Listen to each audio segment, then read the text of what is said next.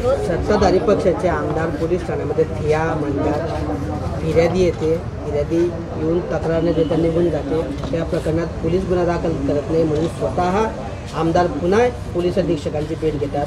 अशा पद्धतीचं हे नाट्य जमतंय. काय वाटतंय दादा, सत्ताधारी पक्षाच्या आमदारासोबत जर असं होत असेल तर सर्वसामान्यांची परिस्थिती काय आहे? स्थानिक गुन्हे शाखेच्या निरीक्षकाला निलंबित केलं जातं, मात्र गुन्हा दाखल होत नाही.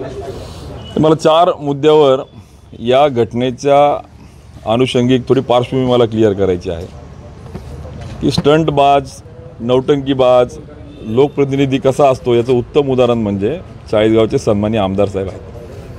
आपल्या सगळ्यांना ज्ञात आहे की गेल्या 2 वर्षापूर्वी कापसाच्या काट्यामधून शेतकऱ्याला लुटलं जातं म्हणून कॅमेरा, सोशल मीडिया सगळी सज्ज टीम, जसं काही डायरेक्टर आणि प्रोड्युसर लावून पिक्चर केला गेला, असा त्या शेतकऱ्याला न्याय देण्याचा व्हिडिओ राज्यभर व्हायरल झाला की असं वाटलं की काय शेतकऱ्यांचा हिताचा हा कार्यकर्ता तयार झाल्याचा अभिमान वाटेल असे लाखो लोकांनी व्हिडिओ पाहिला. पण प्रत्यक्ष आज तागायत देखील त्या शेतकऱ्याला ना पैसे मिळाले, ना त्या संदर्भात कुठली कार्यवाही झाली, ना गुन्हा दाखल झाला. अजूनही ते तसंच आहे. फक्त चर्चा आणि व्हायरल होऊन तो सोशल मीडियात सवंग लोकप्रियतेचा तो फक्त माध्यम झाला. आपण बघितलं असेल 1.5 वर्षापूर्वी एका सायबर कॅफेची तोडफोड करून चुकीचे कामं, लैंगिक शोषण किंवा काही चुकीचे होत असतील या अनुषंगाने राज्यभरातल्या मुलींच्या पालकांना तर असं वाटलं की अरे काय आपल्या मुलींचा आणि चुकीच्या कामाला विरोध करून न्याय देणारा हा आपला उद्धारदाता आहे की काय, अशी भावना तयार करून केवळ त्या ठिकाणी देखील पोलीससोबत, नगरपालिका यंत्रणासोबत आणि तोडफोड केली आणि सोशल मीडियावर व्हायरल करत, पेड प्रमोशन पैसे लावून व्हायरल करत, मी कसा त्या ठिकाणी वेगळा आहे असा प्रयत्न सोशल मीडियातून करत या सवंग लोकप्रियतेचा रोग म्हणण्यापेक्षा जो त्यांना आजार झाला आहे, त्या आजारातून जर एखादी पीडित महिला कोणी असो ती, आणि तो कोणी करणारा असो, मग तो राजकारणातला असो, प्रशासनातला असो, कोणी असो, गुन्हेगाराला जात नाही तशा पद्धतीने कोणी अत्याचारी असो त्याच्यावर कार्यवाही झाली पाहिजे, गुन्हा दाखल झाला पाहिजे. पण तो जर एखादी आबला असेल, एखादी अत्याचार झालेली जर नारी महिला असेल,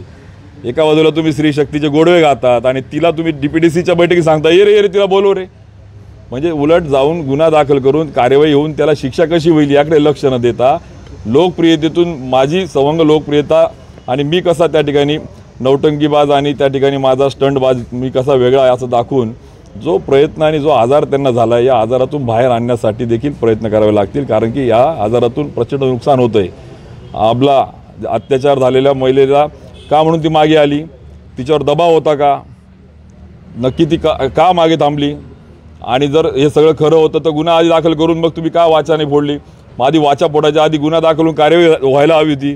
मग तुम्ही तसं न करता आधी तुम्ही मीडियामध्ये तुम्ही दिलं, म्हणजे तुम्हाला प्रसिद्धी फक्त घ्यायची होती का, तुम्हाला फक्त स्टंट करायचा होता का, असे अनेक प्रश्न येत आहेत. आणि या पलीकडे जाऊन 4 दिवसापूर्वी 1.5-2 कोटी रुपयाची चर्चा जी आम्ही ऐकतोय, एखाद्या कार्यालयातून चोरी होत असेल लोकप्रतिनिधीच्या चाळीसगावच्या सारख्या ठिकाणी, तर मला असं वाटतं अंत्योदय नाव, बरं मी सुदैवाने भाजपात राहिलो म्हणून मला माहिती आहे, अंत्योदय म्हणजे गरीबातला गरीब, जो दीनदयाळ उपाध्यायांनी भाजपा स्थापनेच्या मागे विचार ठेवला होता, ते नावाच्या कार्यालयामध्ये कोट्यवधी रुपयाची त्या ठिकाणी येताच कसे ते 1.5 कोटी 1 कोटी लाखो रुपयाची रोकड येतेच कशी, आणि ती येते तर द्यावा ते पैसे कुठून आले, कसे आले.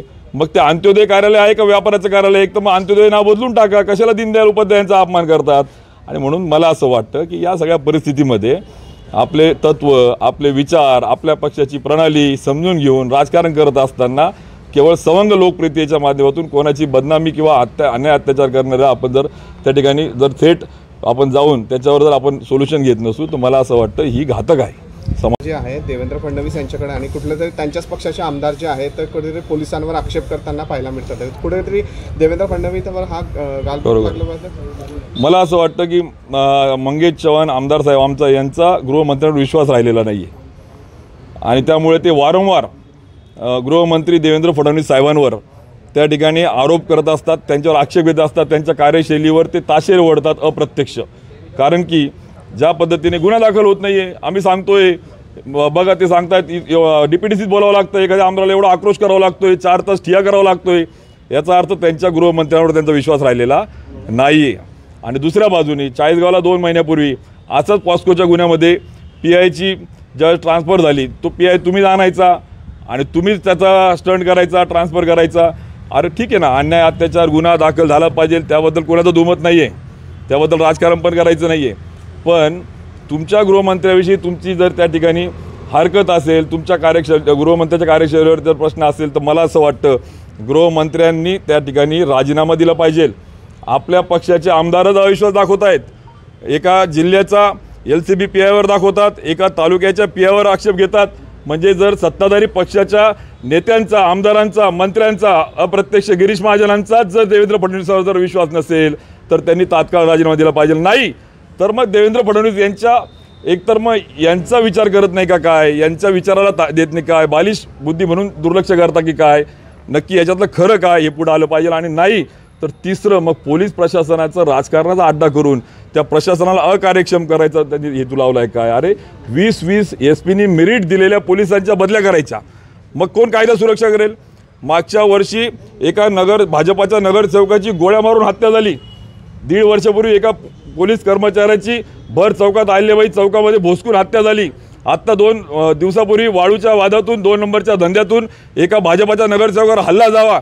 मग या सगळ्या संदर्भात पोलिसांना काम करू द्यायचं नाही, गृहमंत्र्यांवर अविश्वास दाखवायचा आणि मग केवळ आक्षेप आणि सवंग लोकप्रियतेतून मीडिया. म्हणजे मला असं वाटतं की जामनेरचे आणि चाळीसगावचे लोकप्रतिनिधी यांचा एकतर देवेंद्र फडणवीसांवर विश्वास राहिला नाही किंवा देवेंद्र फडणवीस यांना त्या ठिकाणी बालिश बुद्धी म्हणून गांभीर्याने घेत नाही का काय. आणि तिसरं पोलिसांना त्या ठिकाणी दबावाचं राजकारण करत बावलं करून जिल्ह्याची कायदा सुव्यवस्था त्या ठिकाणी पूर्णपणे होरपळली हे चित्र आज जिल्ह्यात बघायला मिळतं आहे.